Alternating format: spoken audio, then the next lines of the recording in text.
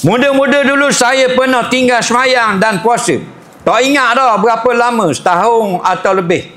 Bila tua, saya qada jarang-jarang. Soalan saya, adakah boleh saya semayang sunat dan puasa sunat di samping semayang qada? Hukumnya boleh. Kerana ada dua pendapat ulama. Pendapat yang pertama, siapa yang tak habis lagi qada yang wajib, tak boleh semayang sunat. Pendapat yang kedua, siapa yang tak habis lagi semayang qada, boleh dah semayang sunat dengan syarat dia masih lagi buat semayang qada.